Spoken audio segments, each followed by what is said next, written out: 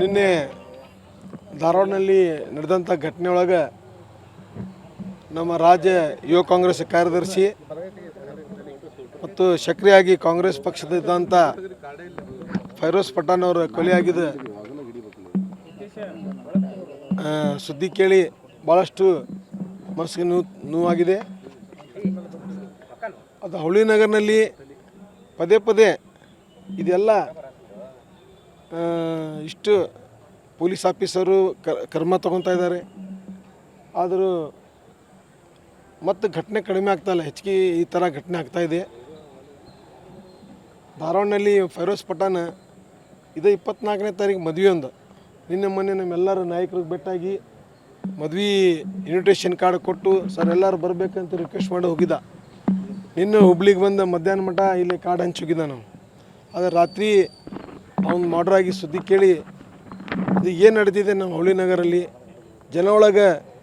ಈಗ police commissioner ಅವರು ಎಷ್ಟು ಮಂದಿ ಕಾಲಿಗೆ ಗುಂಡು ಹೊಡೆದಾರ, ಆದರೆ ಇವ್ರಿಗೆ ಬುದ್ಧಿ ಬರ್ತಾಯಿಲ್ಲ. ನಮ್ಮ ರಾಜ್ಯ ಸರ್ಕಾರಕ್ಕೆ ಮತ್ತು ವಿಶೇಷವಾಗಿ ಪೊಲೀಸ್ ಇಲಾಖೆಗೆ ನನ್ನ ಮನವಿ ಮಾಡ್ತೀನಿ, ಇನ್ನೂ ಸ್ವಲ್ಪ ಎಚ್ಚರಿಕೆಯಿಂದ ಪದೇ ಪದೇ ಹುಬ್ಳಿ ಒಳಗೆ ಈ ಕೊಲೆ ಪ್ರಕರಣ ಆಯ್ತು. ಈ ಹಿಂದೆ ಏನೈತಪ್ಪ ಅಂದ್ರೆ ಗಾಂಜಾ ಡ್ರಗ್ಸ್ ಏನಾರ ಇನ್ನು ತೊಗೊಂಡು ಇಂಥ ಘಟನೆ ಮಾಡ್ತಾಯಿದ್ದಾರೆ. ನಮ್ಗೆ ಬಂದಿದ್ದ ಮಾಹಿತಿ ಪ್ರಕಾರ ಇದು ಹಿಂದೆ ಯಾರದಾರೆ, ಎಲ್ಲಿಂದ ಇವ್ರಿಗೆ ಸಿಗ್ತಾಯಿದೆ, ಎಲ್ಲಿಂದ ಇವ್ರಿಗೆ ಲಾಭ ಆಗ್ತಾಯಿದೆ. ಮತ್ತು ಇದು ಜಾಲ ಅವರು ಪತ್ತೆ ಹಚ್ಚಿ ಅವ್ರ ಮ್ಯಾಗ ಕ್ರಮ ತಗೋಬೇಕು. ಭವಿಷ್ಯದಲ್ಲಿ ಇಂಥ ಘಟನೆ ಆಗಬಾರ್ದು.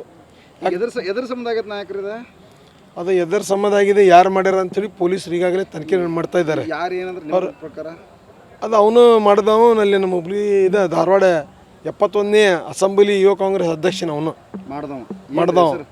ಅವನ ಹೆಸರು ನನಗೆಲ್ಲ ಈಗ ಮಾಹಿತಿ ಬರ್ತಾ ಇದೆ. ಆದರೆ ಪೊಲೀಸ್ ತನಿಖೆನಲ್ಲಿ ಇದ್ದಾಗ ನಾವು ಯಾರ್ದ ಹೆಸರು ತೊಗೊಂಡದು ಅವ್ರ ಹಿಂದೆ ಯಾರದಾರ ಏನು ಮಾಡ್ತಾಯಿದ್ದಾರೆ ಹೇಳೋದು ತಪ್ಪಾಗ್ತೈತಿ.